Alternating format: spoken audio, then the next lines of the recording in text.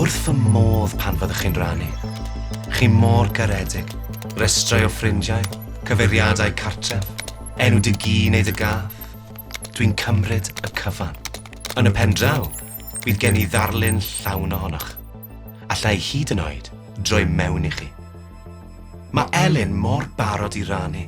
Mae hi'n postio popeth yn gyhoeddus. Y car newydd neis na gafodd I haf diwethaf. Cwbl o nosweithi gyda'r merched. Mae ffrindiau hi'n edrych yn neis.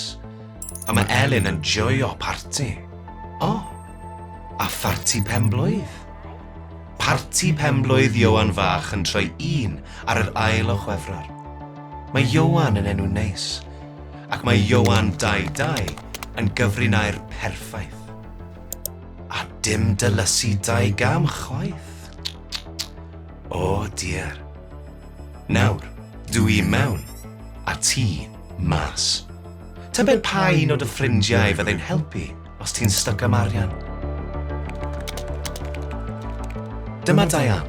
Prynes I ei henw ei rif ffôn sbel fach yn ôl. Data breach. Maen nhw mor handi. Nawr, fi jyst angen denu ei sylw. O, mae'n dda. Dwi ddim yn rannu llawer, ond mae ei hunig ferch an.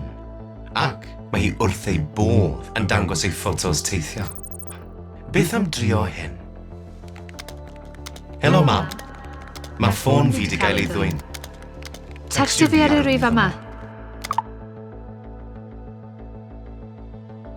O na, ti'n iawn? Ble wyt ti? Sus. Gret, dwi wedi dal hi. Dal yn Thailand. Maen nhw wedi dwyn ein harian a'n cardiau banc hefyd. Da ni'n siarad ar heddlu nawr. Wyt ti angen I mi anfon arian atat? O, dyle fe ddim fod mor hawdd â hyn. Dyma'r un mawr. Mae Derek di bod ar y bachyn da fi ar sbel. Cafodd ei e-byst a'i cyfrin eiriau ei datgelu. Felly, ges I gibolwg bach ar ei faterion busnes. Mae'r rhan fwyaf braidd yn ddiflas. Ond nawr, mae da fi ei enw, rif ffôn ac enw ei fanc. Wi hyd yn oed yn gwybod pryd mae fe'n checo ei e-byst. Fi jyst angen rhywbeth i'w baswadio. Dyle hysbysiad tal am ei gleiant wneud y tro. Byddwch chi eisiau aros o gwmpas am hyn.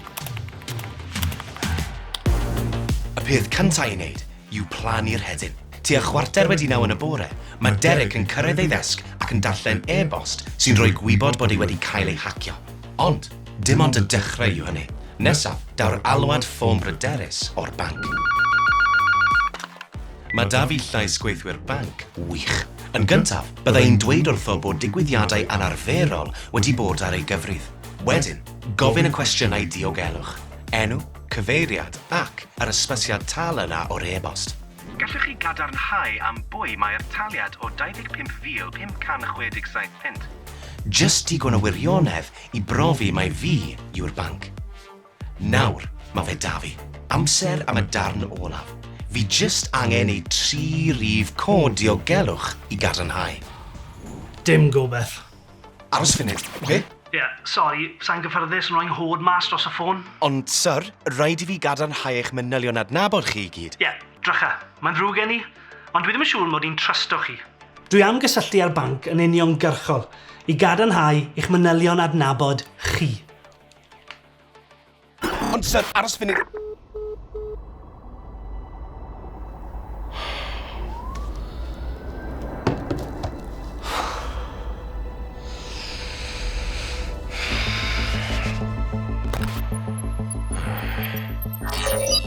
Roedd da fi deimlad da iawn am yr un na.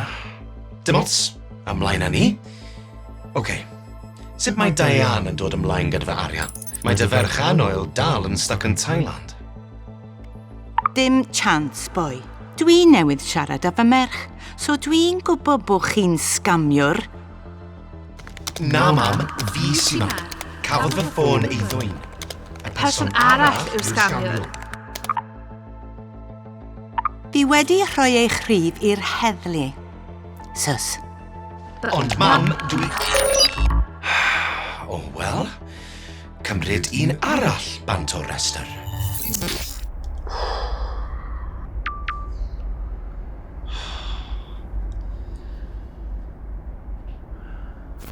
O, gret. Mae Elin wedi adfer ei chyfrif. Ac yna ges i neges logio mewn doeddwn i ddim yn nabod, felly nes i bwyllo am eiliad. Ac yna, dilyn y cyngor twyll oedd ar y rybydd a llwyddies i cael y cyfrif yn ôl. Diolch byth. Nes i newid fy nghyfrinair, sicrhau bod dilysu 2 gam wedi troi mlaen. Dwi bendant yn argymell hynny. Nid yw hyn yn ddefnyddiol iawn, Elin. So, fi yw fi nawr eto. Hwrei! Byddwch yn ofalus beth ych chi'n postio ar-lein, defnyddiwch gyfrineiriau cryf, a byddwch yn wyliadwrus. Gwiriwch ddwywaith bod pobl wiren pwy maen nhw'n dweud yn nhw, achos chi byth yn gwybod. Falle bod e'n twyllwr sy'n trio cymryd eich arian.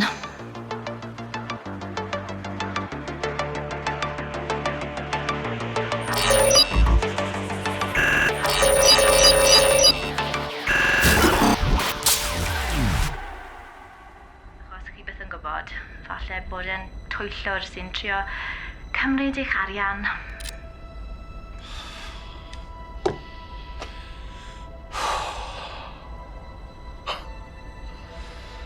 Dim ots.